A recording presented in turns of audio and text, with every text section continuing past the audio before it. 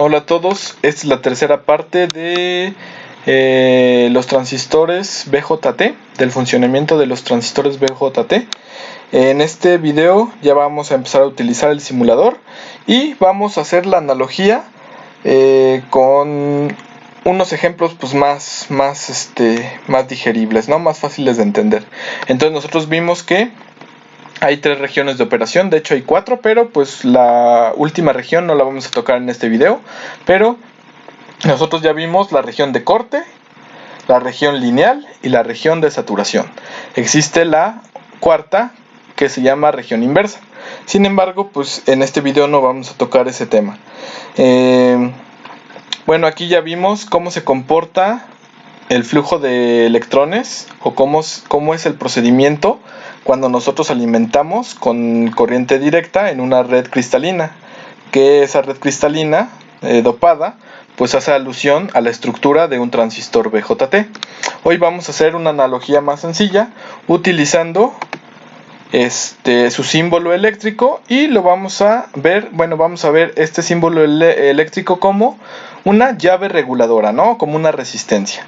Entonces simplemente pues el corte, acuérdense que era cuando no había flujo de electrones. Eso quiere decir pues que si lo tomamos como una llave de agua, pues sería como una llave totalmente pues cerrada, ¿no? Esa es la región de corte, porque pues no permite el flujo, en ese caso, de agua, ¿no? Luego en la región lineal vamos a entenderla como una llave pero parcialmente abierta. ¿Se acuerdan? Que eso dependía de nuestra ganancia, ¿no? Si nosotros abrimos un poquito más la llave, pues vamos a permitir pues más flujo, ¿no? De líquido. Si abrimos más, pues mucho más. Entonces esa sería mi región lineal. Y la de saturación, pues simplemente hace alusión a una llave completamente abierta, o sea que el paso de el agua, o en ese caso el paso de electrones, pues va a ser pues el máximo, ¿no? Entonces estas son las 3 zonas pues explicadas de una manera pues más amigable, ¿no? Como unas llaves. Entonces yo voy a hacer el análisis con resistencias para poder simularlo y para pues poder analizar el circuito utilizando pues leyes que ustedes ya deben de conocer, ¿no? Como la ley de Kirchhoff, la ley de Ohm y etcétera. Entonces, para eso pues voy a irme a este otro dibujito donde yo ya pongo eléctricamente pues cómo se vería un circuito con un transistor. En este caso, mi región de corte, aquí es como si tuviera mi transistor, pero acuérdense que como pues no se logra traspasar la zona de depleción, pues no hay un flujo de corriente. Eso quiere decir que mi zona de corte pues sería más o menos de esta manera, ¿no? Pues aquí no hay flujo de corriente porque llega hasta este punto y pues ya deja de fluir. Aquí también llega hasta este punto y deja de fluir. Entonces, por eso les decía que sería como una llave cerrada, porque pues no permite un flujo de corriente, ¿no? Ahora tengo mi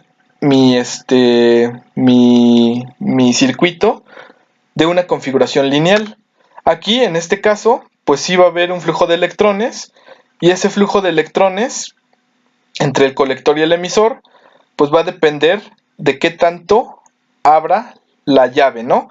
En este caso, si yo lo manejo de manera eléctrica, pues esta resistencia sería como un potenciómetro. Entonces ahí, dependiendo de cuánto permita de cuánto permita el flujo de electrones, pues se va a dar pues ese flujo de corriente, ¿no? Dependiendo pues de este potenciómetro que yo marqué. Bueno, es un transistor, por eso le puse que esta resistencia se llama T. Pues suponiendo que, o más bien identificándola como que no es una resistencia normal, ¿no? Que hace alusión al transistor. Y finalmente, aquí tenemos la tercera zona, que es la zona de saturación. Aquí esta zona, si se fijan, pues tengo un cable, ¿no? Un cable unido en todas las terminales de base colector emisor, porque acuérdense que un cable es como una resistencia cero, ¿no? O sea que no ofrece ninguna resistencia. Es por eso que, pues acá si se fijan, pues pasa toda la corriente y sin problemas. Igual acá pasa toda la corriente y como no hay una resistencia, pues pasa, ¿no? Entonces, esto sería, cómo lo podría representar eléctricamente utilizando por resistencias, ¿no? Potenciómetros, más claro. Entonces, pues ya hicimos cómo se ve, con cristales, ya vimos la analogía con llaves de agua y ahorita yo ya les puse cómo se vería eléctricamente. Entonces, ahora sí, vamos a irnos al simulador y vamos a checar, en este caso, pues cómo se hace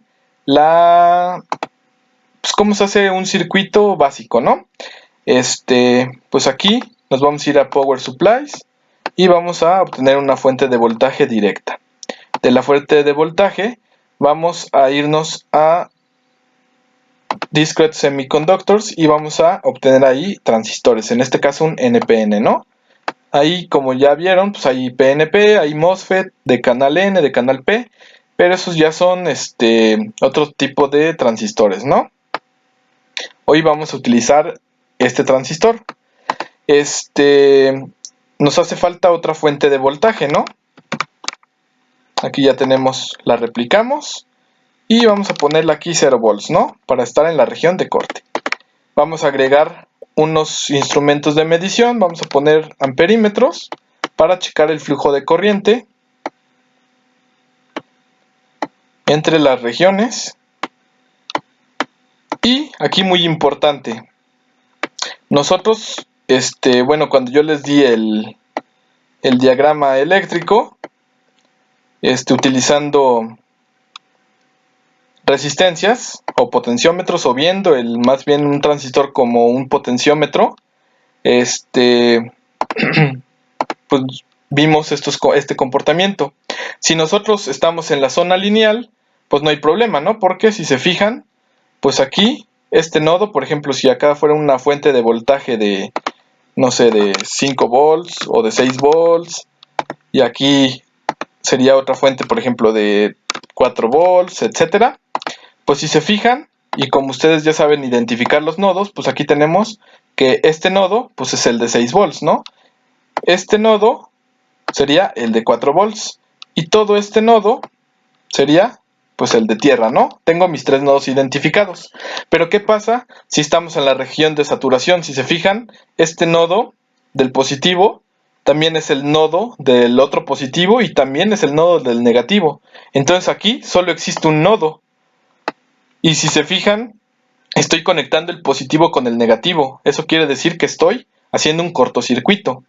Por lo que no puedo poner simplemente el transistor con fuentes de voltaje. Tengo que poner resistencias que protejan cuando se da la zona de saturación, ¿no? Entonces, para eso, una manera correcta de poner pues las resistencias, cuando esto se hace un cortocircuito o cuando está en la zona de saturación, pues simplemente es, pues aquí, en medio de estos dos elementos, pues agregar una resistencia, ¿no? Dos resistencias. Entonces aquí agrego una resistencia. Acá ponemos una resistencia. Y aquí ponemos otra. Y así, cuando estamos en zona lineal no hay problema, pero cuando hacemos zona de saturación y esto se va a un cortocircuito, si se fijan, estas resistencias pues ya van a permitir pues que no se mezclen las alimentaciones, ¿no? Si se fijan con estas dos resistencias, pues ya tenemos aquí otra vez pues los nodos, ¿no? Que serían mi nodo A, este sería mi nodo B y este sería mi nodo C. Entonces sí es muy importante poner estas dos resistencias por si vamos a trabajar en la zona de saturación, ¿no? De hecho es recomendable ponerlas aunque estemos trabajando en la lineal por si las dudas, ¿no? Entonces, pues en la cuarta parte vamos a retomar este ejemplo y ya vamos a empezar a pues analizar las zonas de las regiones de operación de los transistores.